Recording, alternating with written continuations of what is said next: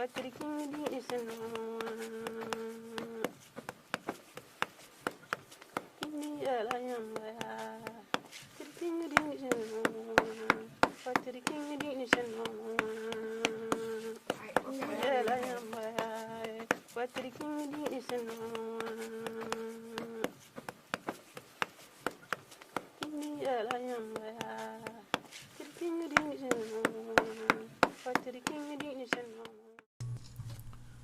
I have been fascinated by African pottery for 4 decades. I first went to West Africa as a young Peace Corps volunteer assigned to the National Arts Center in Ouagadougou to organize their pottery section.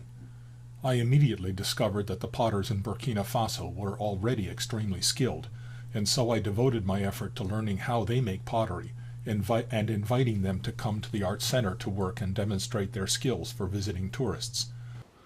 As an art historian, I also discovered that across the continent, African potters create an enormous range of shapes and sizes, textures and patterns, and sorts of colors of pottery. They quickly fashion closed containers for storing water or grain, more open containers for cooking, small containers for holding palm wine or millet beer, large containers that never are moved, that are used to store the family's harvest. Some of these jars are heavily decorated with modeled shapes and patterns, and then used as shrine pots for religious celebrations. Others become darkened with decades of soot as they sit on the open hearths in women's kitchens. African potters understand as fully as Western potters do the almost magical plastic quality of clay, and that can be prodded, pushed, squeezed, molded, twisted, and pulled into unlimited shapes.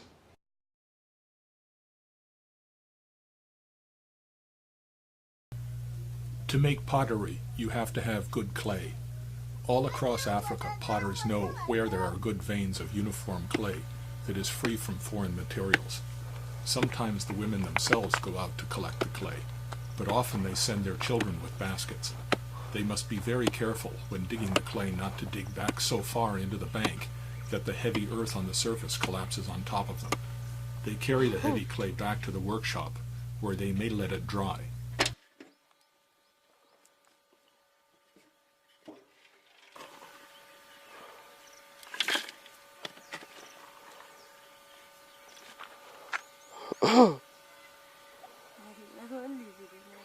Hey, took it.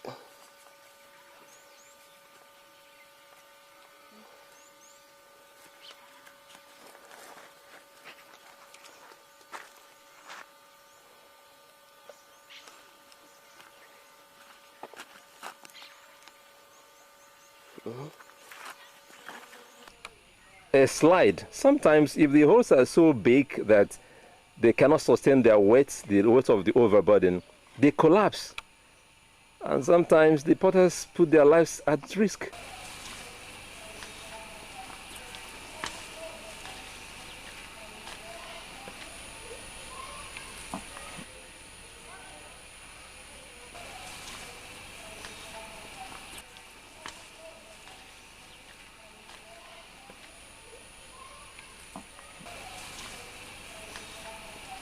In some areas, the clay is filled with water and allowed to soak, absorbing as much water as possible in a process called slaking.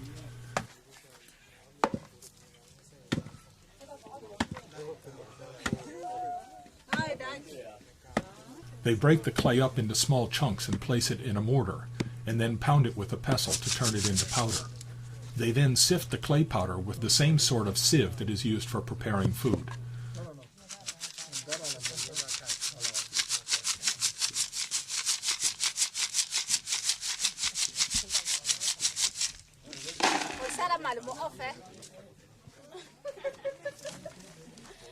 In another area of the compound, potters or their children may be smashing up old broken potsherds between 2 stones to produce a grainy material which is called grog.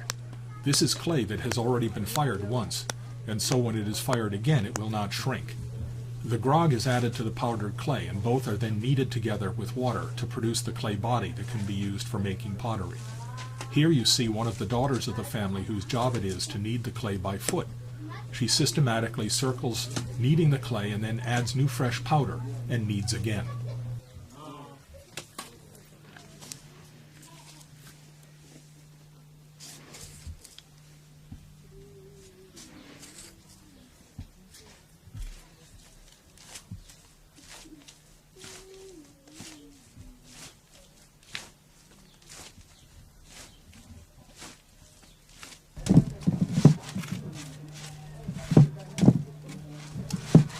Mrs. Konate is kneading grog into her fresh clay by hand.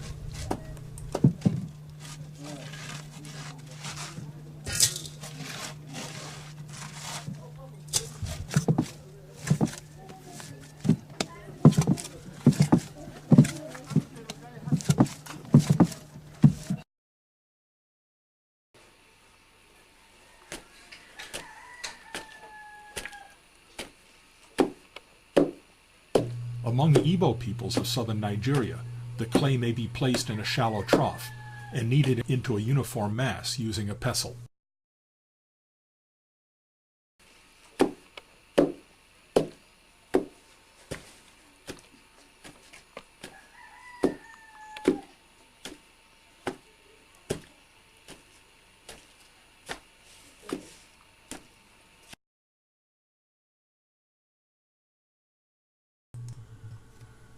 The simplest and most obvious technique is simply to turn an old jar upside down on the ground and to use it as a mold for a new jar. Mrs. Konate in the village of Uri in central Burkina Faso has been making jars for decades. I first photographed her in 1983, and I've been going back to visit her from time to time ever since. The last time I visited her in 2010, she was getting very elderly and frail. She begins by forming a flat pancake of fresh clay, and then she slaps it down over the mold jar. She uses a beater in her right hand to spread the fresh clay out over the mold jar, thinning it and spreading it.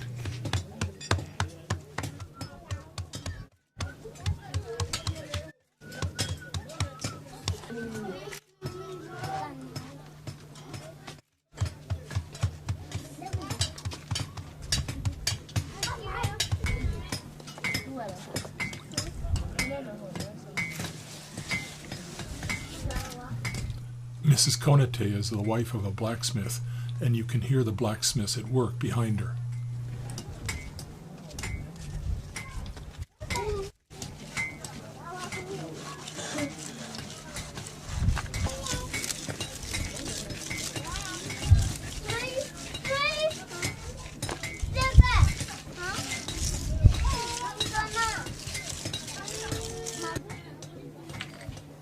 She uses a coil of fresh clay to form a ridge around the base and then shapes that with her fingers into a flat bottom that will support the pot when it is placed on the ground.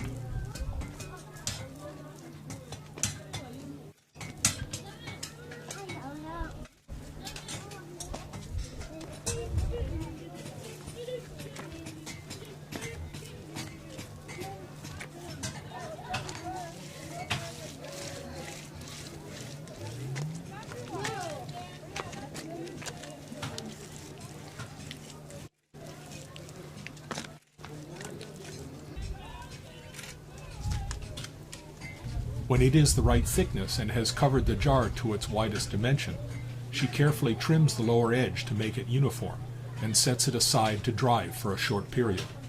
She must be careful not to leave it for too long or it will begin to crack as it shrinks on the mold jar. When it is stiff enough so that it won't deform, she lifts it off, sometimes with the help of another woman in the compound.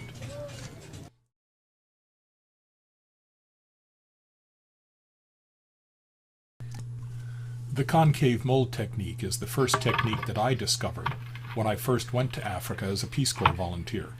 I had studied pottery in college, but I had never seen such an unusual and innovative technique.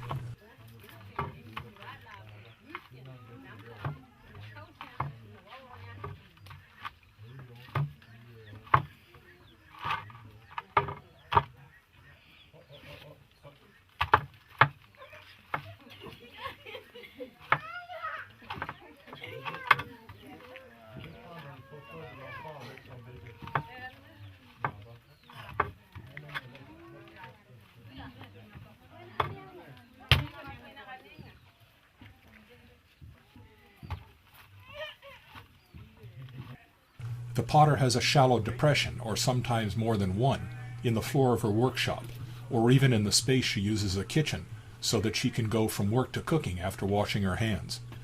The depression is only about 1/8 of a sphere deep, yet she is able to use it to form a fully spherical jar. She kneads fresh clay into a thick round mass and places it in the mold. She then uses a mallet in her right hand to pound the fresh clay into the mold, thinning it and spreading it.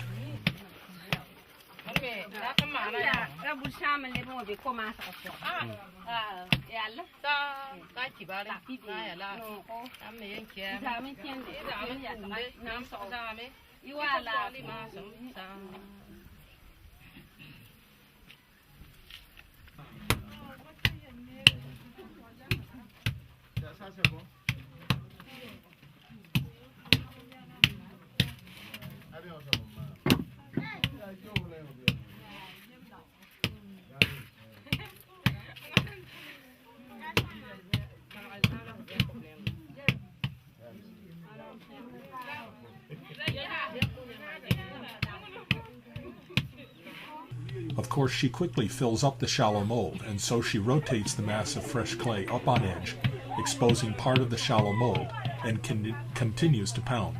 She rotates and pounds, building the spherical jar larger and larger. From time to time, she stops and uses her fingers to consolidate the rough clay around the edge of the opening. Occasionally, when she discovers she has run out of fresh clay, she adds a fresh coil around the rim and continues to pound and rotate. The technique produces a very thin, light, strong spherical jar.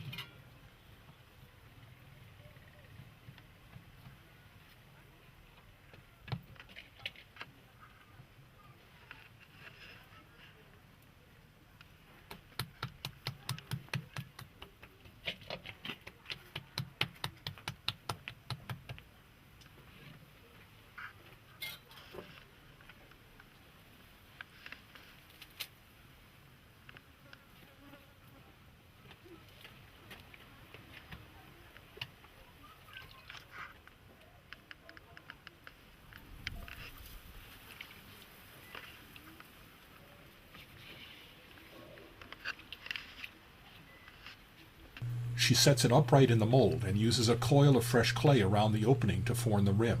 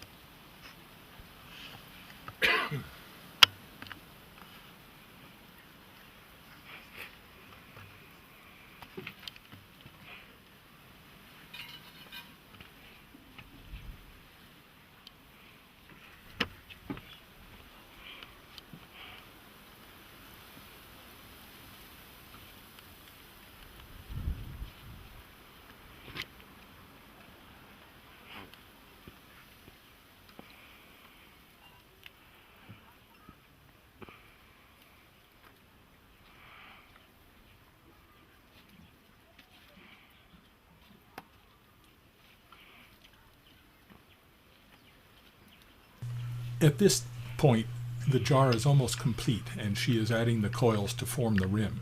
She carefully consolidates the rim and then uses a wet cloth to smooth it.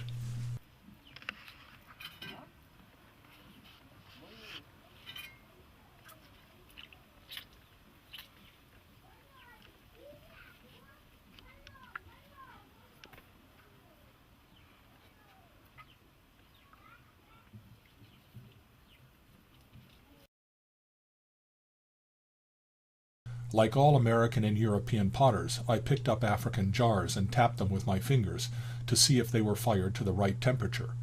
Of course, they made a thump instead of a ring because they were low-fired earthenware. I thought it would be nice to teach them how to fire their pottery to a higher temperature. Then I discovered that they didn't want high-fired pottery because the low-fired earthenware they made could be used for cooking over an open fire, while higher-fired pottery would shatter if exposed to open flame. It soon became apparent to me that the techniques that African potters use represent appropriate technology. That is, Africans had developed techniques to make pottery that suited their needs, but whose manufacture did not consume precious or expensive resources.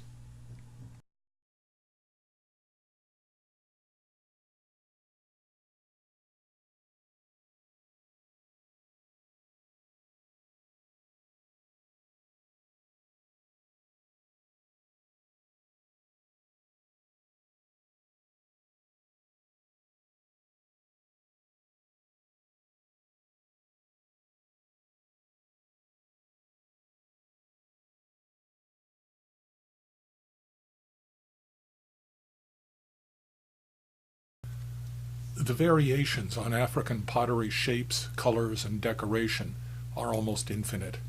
In this example from the Nyakusa people in Tanzania, we see large hemispheres of bright red against a cream-colored slip.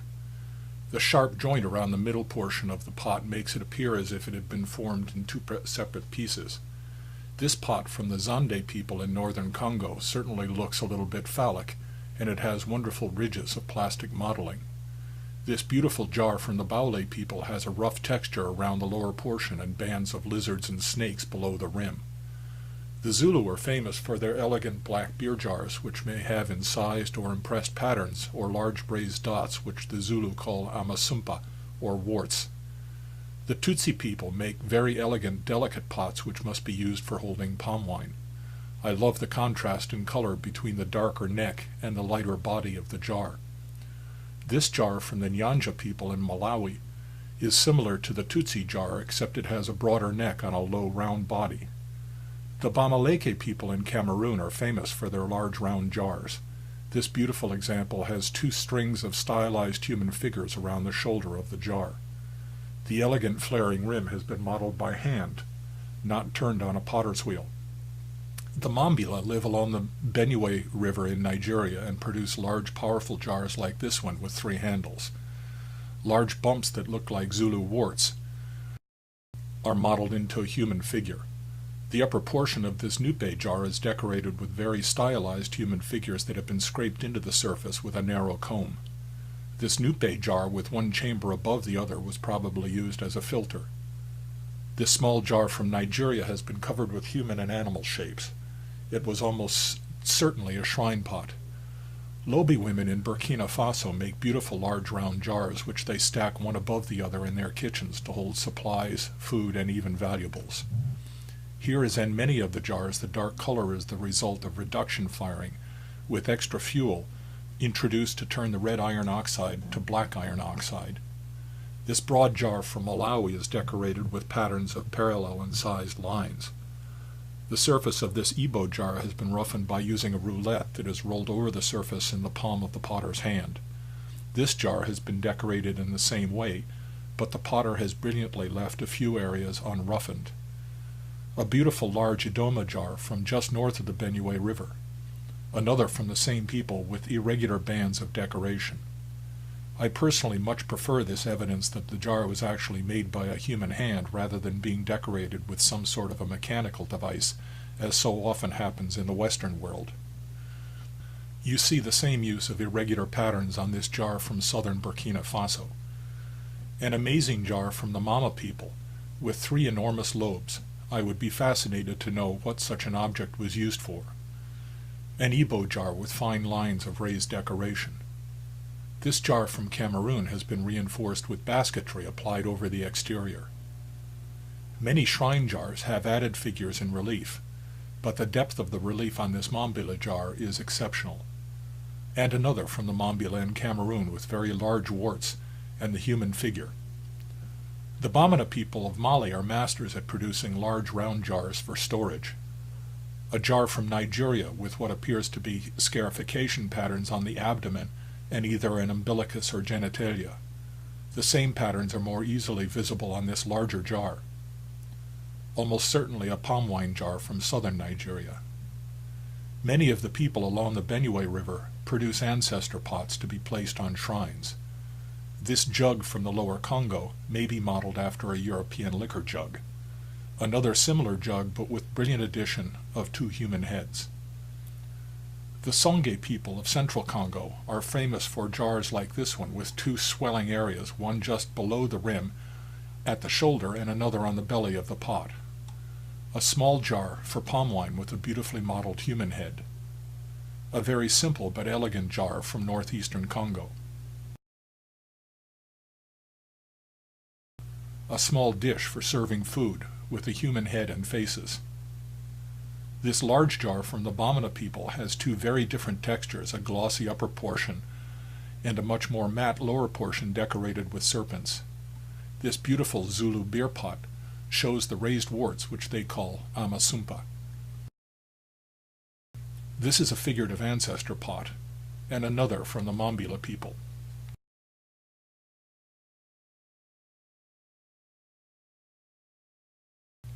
I think this is the first jar from the Makonde people that I've ever seen, and I'm very impressed by the quality of the decoration. East African potters seem to be much more focused on perfect symmetry than potters in West Africa, even without the use of a potter's wheel. Sometimes the black color is caused by years of accumulation of soot, but more often from conscious blackening in a reduction firing. The rough warts on this beer pot must have made it much easier to handle it when it was wet. A nupe container with 2 breasts and an umbilicus. People all along the Niger River in Mali and Niger produce large, very colorful jars. This one has a lovely dark fire cloud caused by reduction during the firing. This Eve shrine pot from Togo is decorated with all sorts of signs and symbols from the coastal religion called Vodou.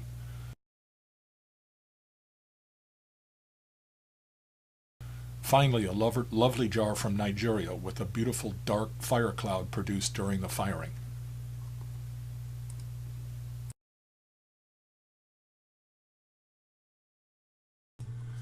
One of the most common and ubiquitous techniques in West Africa is the coiling technique. Some people in Africa use the coiling technique exclusively, while other potters use it to add new material to pottery they have started to form using other techniques. First, Mrs. Konate in the village of Uri scrapes the edge of the jar with a sharp tool to remove dry materials so that the fresh clay will adhere better to it. She then forms a large, thick sausage of clay, and holding it in her right hand, inside the pot, applies it against the heel of her left hand, which is outside the pot. As she applies the clay, she gives the sausage a twist with her wrist, which consolidates the fresh clay into the rising walls of the jar below. Igbo potters who make small jars in Nigeria use smaller, lighter sausages of clay, while Bois potters in the village of Uri use very large, thick sausages of clay consuming several sausages as they make a complete revolution around the jar.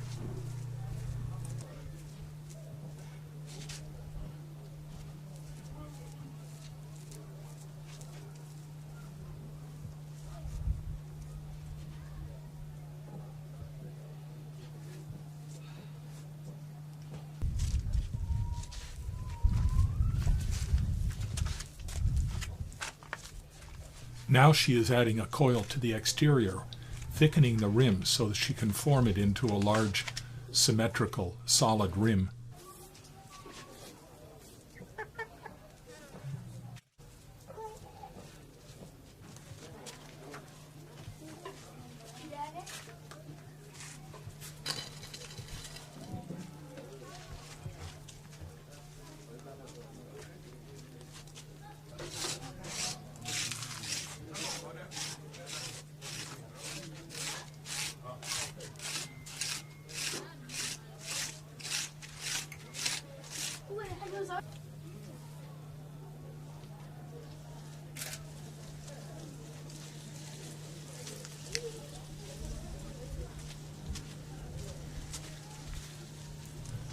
The jar is way too large to rotate it, and so instead she walks around the jar herself.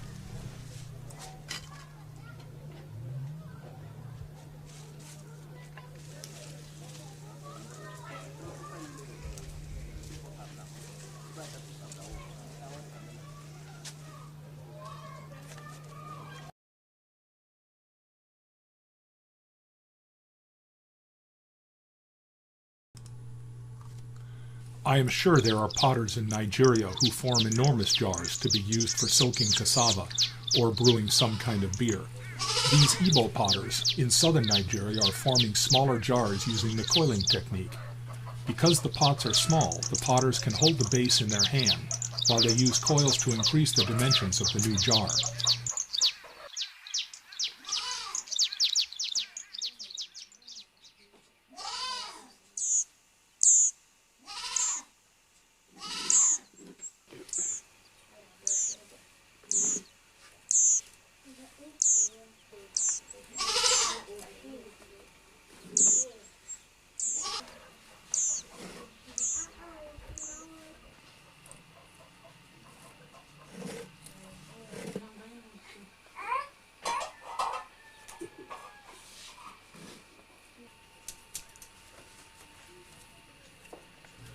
Here she scrapes clay from the base up to form the walls of the new jar.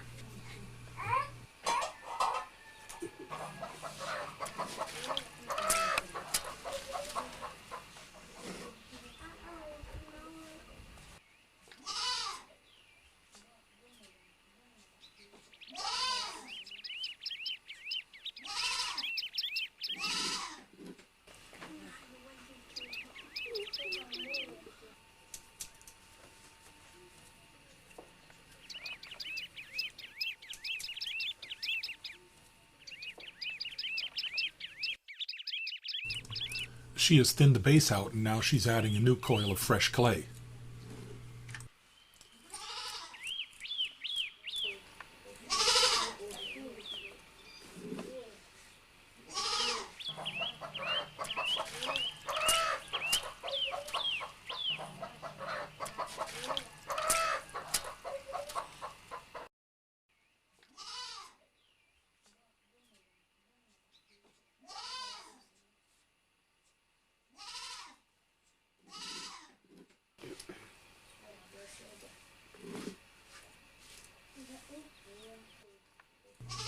Now she has formed almost half of a sphere. These artists are extremely deft, able simply to press the fresh clay with their right hand into the heel of the left hand, consolidating it with the edge of the jar and rapidly building up a partial sphere. Once the basic shape of the jar has been completed, the potter uses coils to add more material, building the walls of the jar up higher and higher, and scraping them with a shell to spread and thin them.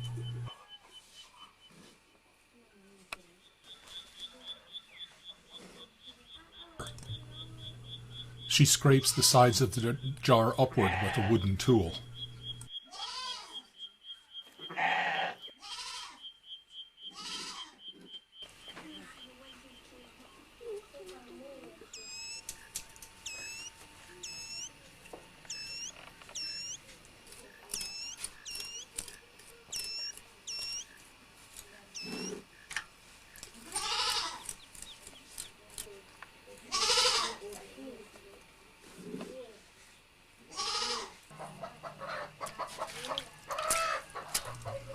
She's working on the inside of the jar with the knuckles of her right hand, and so she supports the walls of the jar on the outside with her left hand.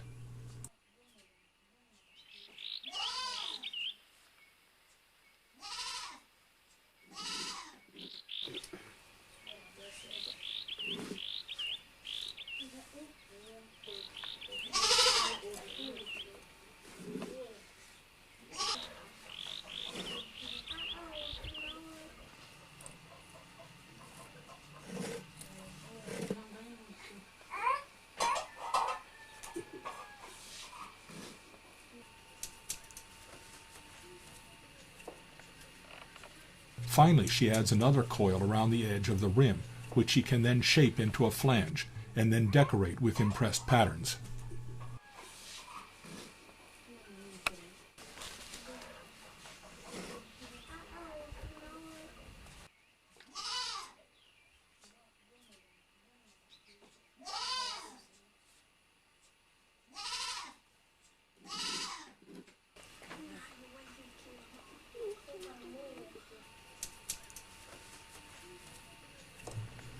She smooths the interior of the jar with a shell.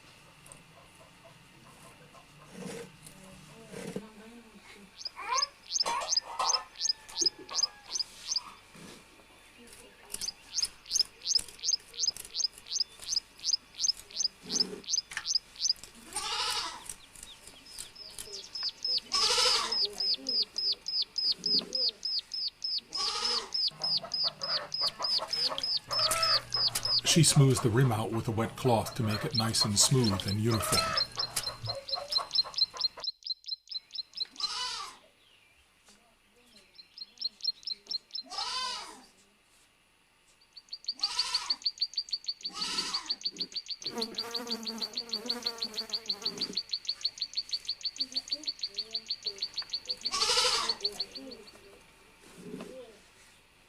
Now she begins to impress small, delicate patterns on the flared rim.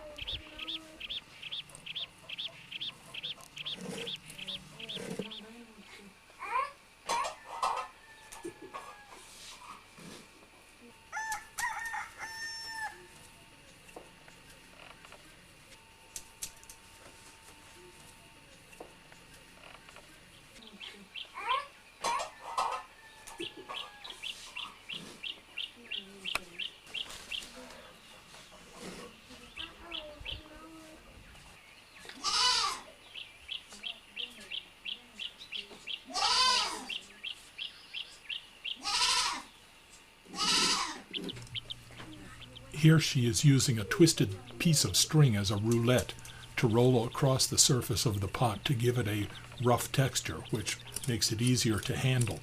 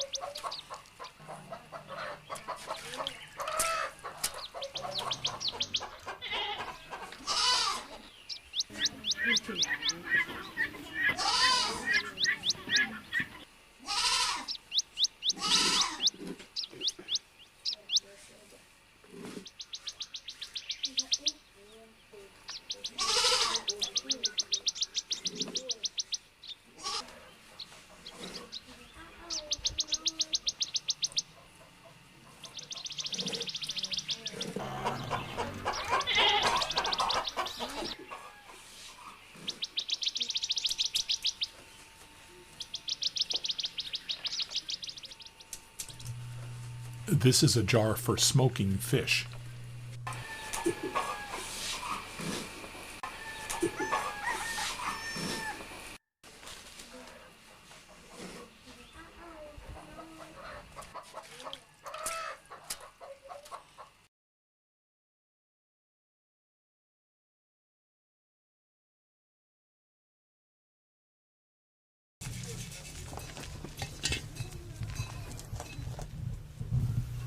Until I met Maria Cafando in 2001, I thought I had seen all of the variations of pottery making available in Burkina Faso.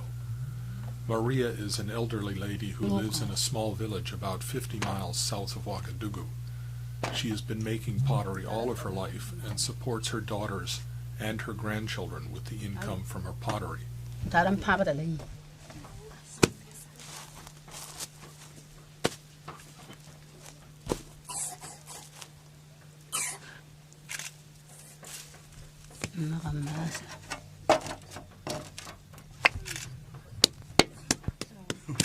She begins, of course, by kneading the clay and then uses the convex mold technique to form a half of a sphere.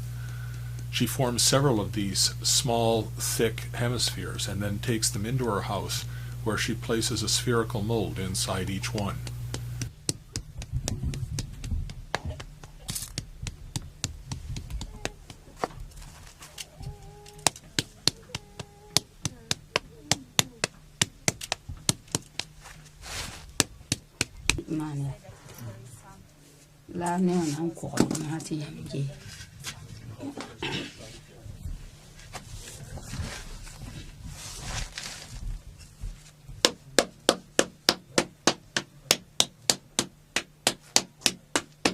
She uses a mallet in her right hand to thin the clay out and spread it over the mold, but she does not stop when she reaches the widest part of the mold. Instead, she continues to spread and thin the clay until she has almost completely covered the mold jar.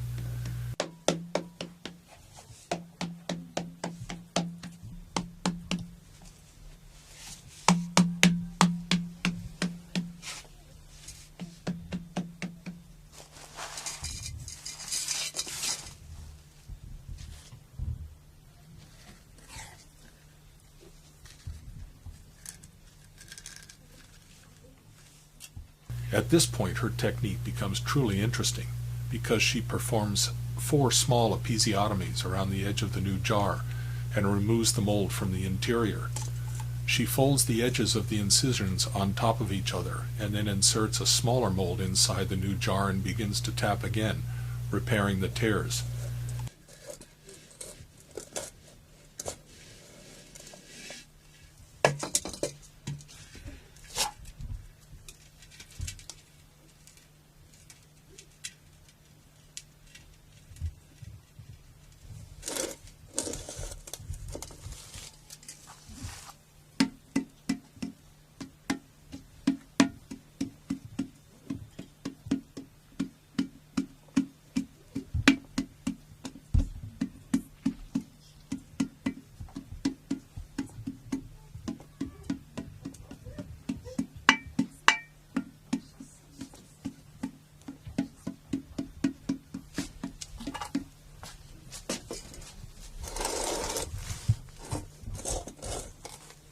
She works with a small clay form, which I call an anvil, on the inside of the jar, and taps gently on the outside of the jar with her right hand holding a concave mallet or hammer. As she does so, the jar becomes thinner and thinner, but retains its very symmetrical spherical shape.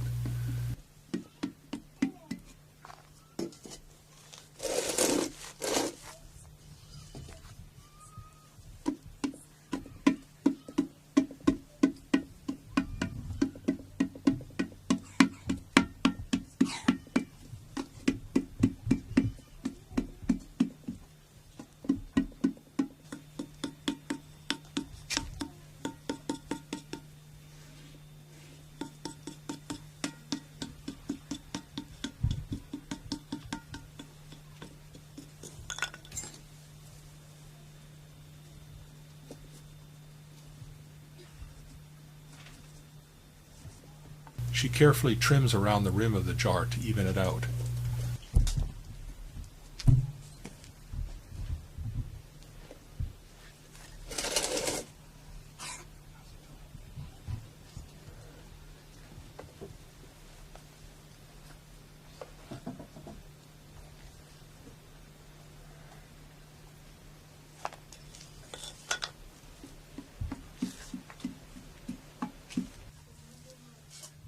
Maria then adds a thick sausage of fresh clay around the rim, working it into the spherical jar with her thumb and forefinger.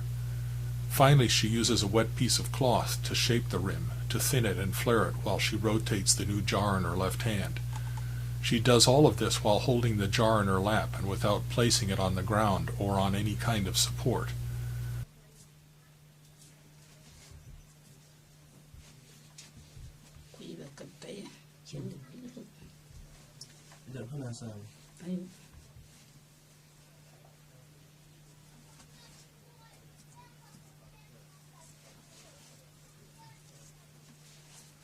I mean, to my tat, I was away. Into a change at one door. I'm not a bunny man. One changa, bashing up onto Jamsa.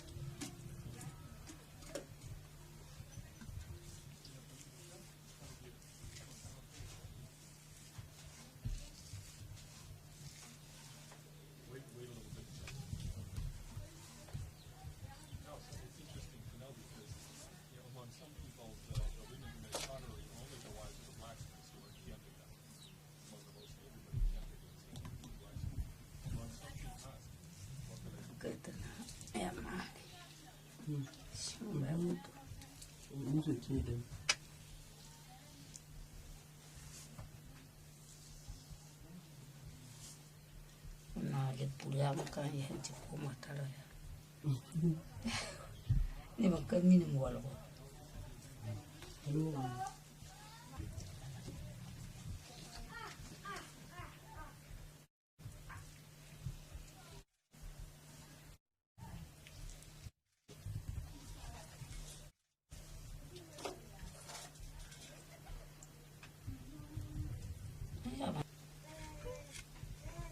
The next day, when the jar has dried sufficiently, she takes it out into a courtyard and fills in any low spots or blemishes with fresh clay and rubs the entire jar smooth with a necklace of strung baobab seeds.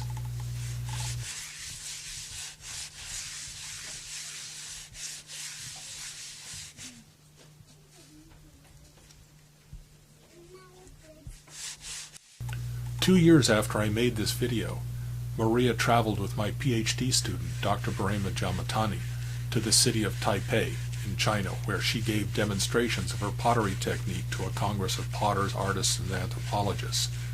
At the end of the trip, she was quite exhausted and happy to return home. A woman who had barely left her village before traveled all the way to China and back on Air France, and stayed in a luxury hotel.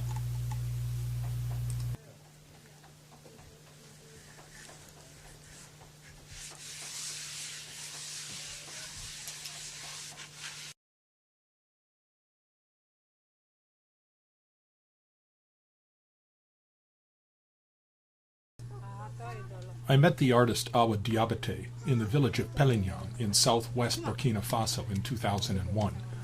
She is a member of a group of artists called Jelly, whose husbands are leatherworkers. There were several related men in this village, along with a large number of wives, all of whom were skilled potters. Awa begins with a large mass of clay, which she places on a shallow dish between her knees. She forces her fist down into the mass of clay, forming a cavity, and then using the fingers of her right hand inside the jar and her left hand outside the jar, begins to pull the soft wet clay upward, thinning it and increasing the height of the jar. She rotates the jar on a shallow dish while she remains seated.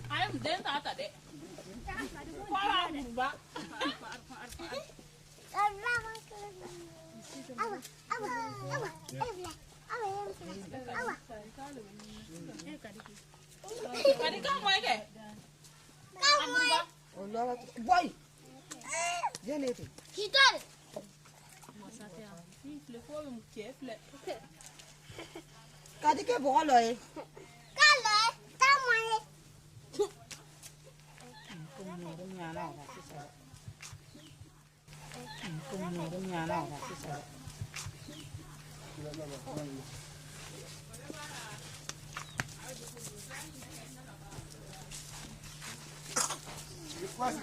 When she has increased the height as much as she can with the material with which she started, she adds more clay by using a fresh coil. She adds a coil to the rim and rotates it to smooth it and make it uniform.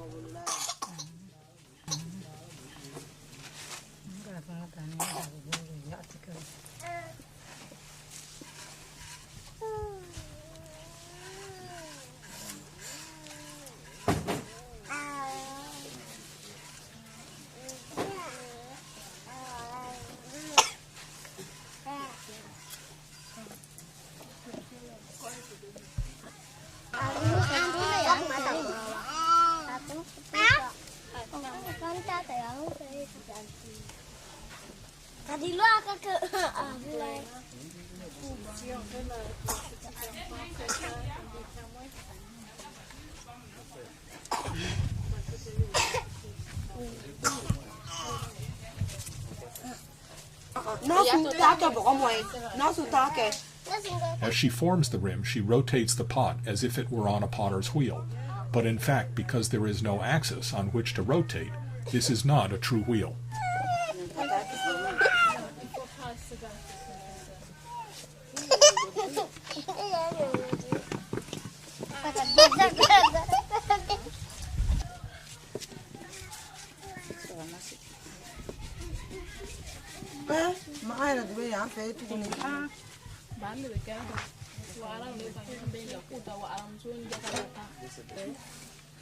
She turns the jar upside down, and using a sharp ring of raffia midrib, she scrapes away excess clay, thinning the clay body.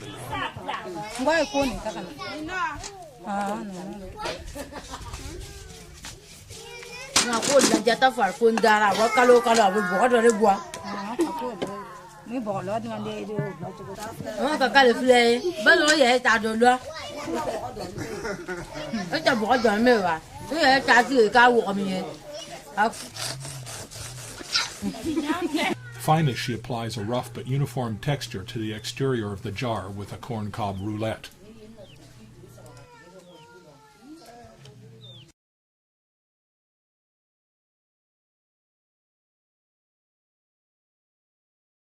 Ashanti potters use the very same technique as the potters in western Burkina Faso, with the major exception that they form the top half of the pot completely before they turn it upside down and finish the pot from the bottom upwards. On this rainy day in Kumasi, I only had time to video the first half of pottery production, which was the forming of the upper half of the jar. Had I been able to stay, and had it not been raining, I would have filmed her completing the pot upside down.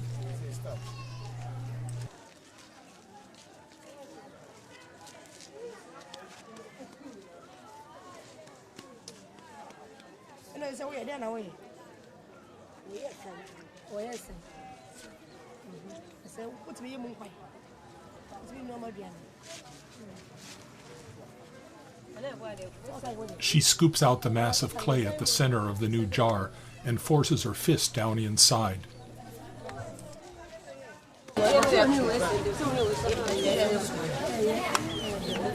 Now she pulls the clay from the inside of the jar with her right hand, upward to form the upper walls of the jar.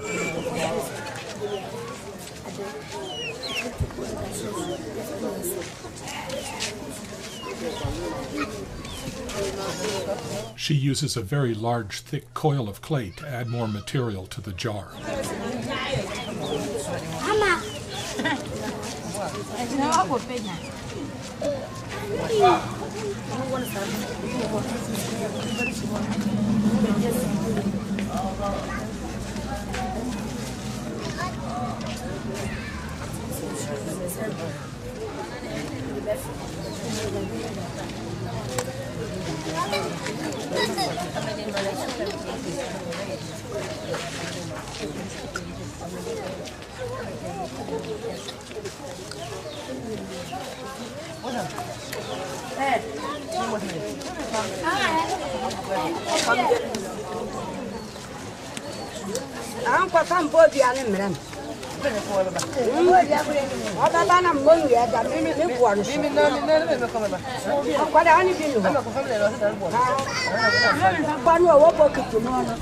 Are you coming?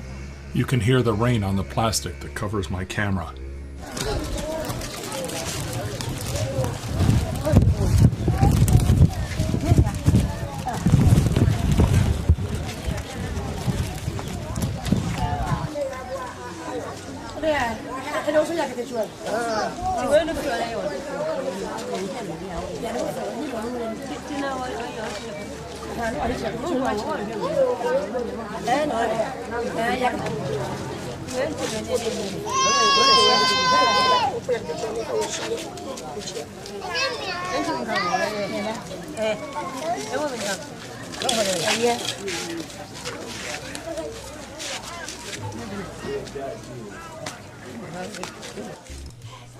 You can see her daughters and nieces in the background kneading the clay that she needs to make another pot.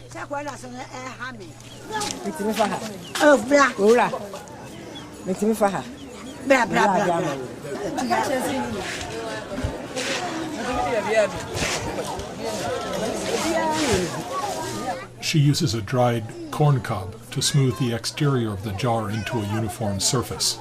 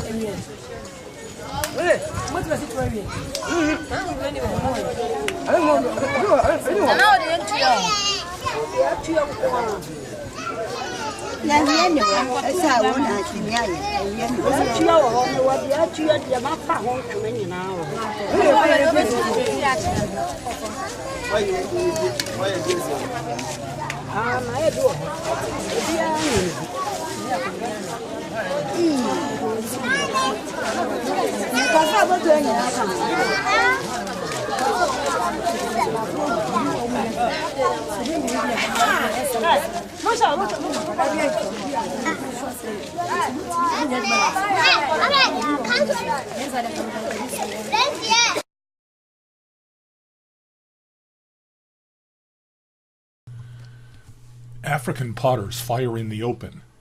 With the exception of modern potters who have been taught Western techniques by visiting technicians from Europe or America, African potters do not use kilns, but either fire on the flat ground or in a very shallow depression. Occasionally, potters will construct low circular walls in which they place their pottery, and the walls keep extra cold air from blowing into the firing.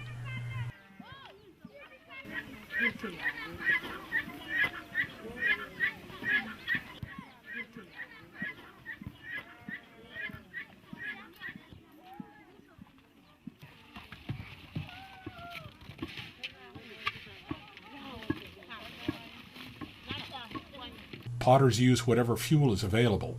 They may use dry donkey manure, dry grass from the fields beyond their homes, dry bark that they collected while they were cutting firewood, or especially in the forest areas to the south, the dried midribs of raffia palms. They never use expensive fuels such as gas or electricity. All of the women in the community work together to pile up the new pottery in the kiln for firing. If several women work together, each may identify her own pottery by some pattern impressed in the clay or painted with slip on the exterior. In some cases, they all work together to fire the pottery of just one of the women. In this case, they are all working to fire the pots created by Awa Tiabete.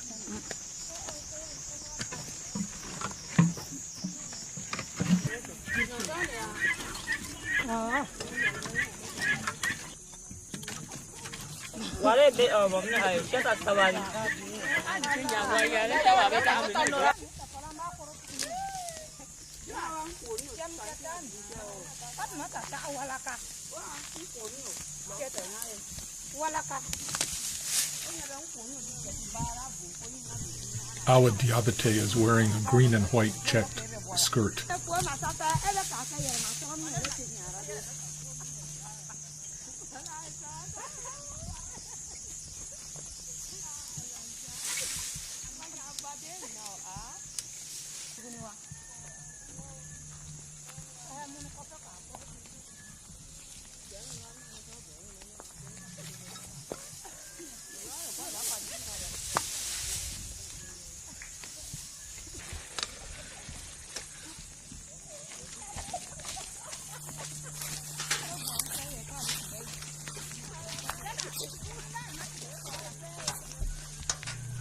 The fuel is lighted and allowed to burn freely.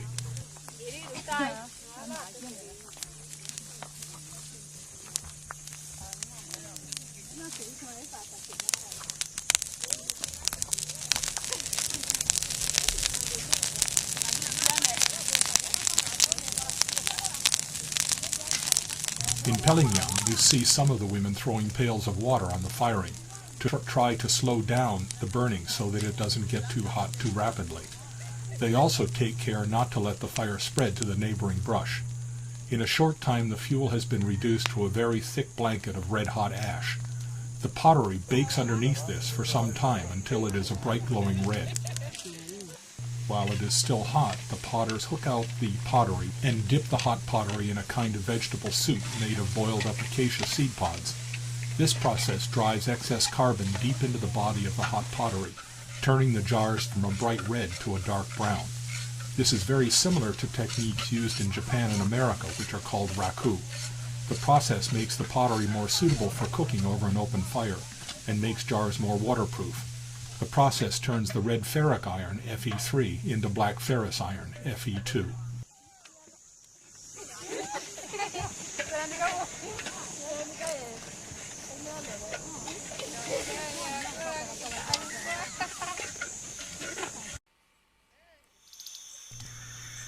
This is the firing of Igbo pottery in Ishiagi village, Ebonyi State, south of Enugu in Nigeria.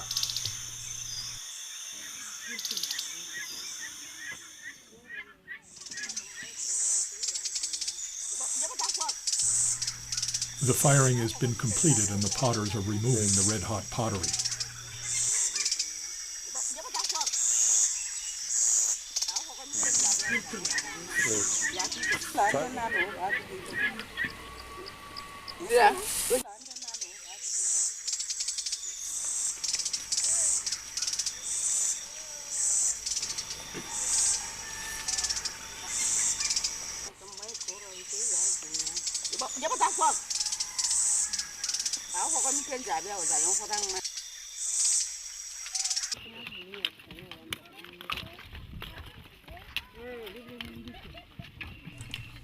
Here the women of the Bamago family in Dablo are firing all of their pottery together.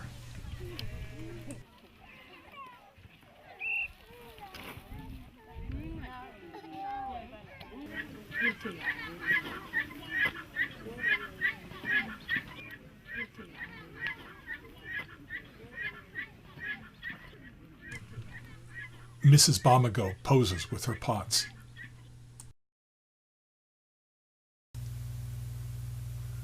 All African artists are extraordinarily creative. The women who make pottery in Africa are among the best. Look at any catalog of African pottery for sale in Chicago or New York or San Francisco, and just imagine the margin between the prices asked and the income of the potter who made it. Scholars say that Africans don't have a word for art.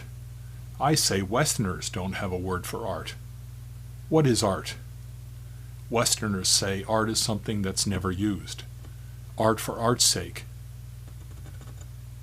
What sort of art is never used?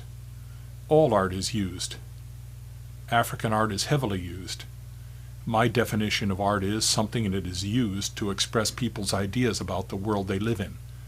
In my mind, this means Africans are the only people who understand art, and that we, the Westerners, are the only people who don't have a word for art.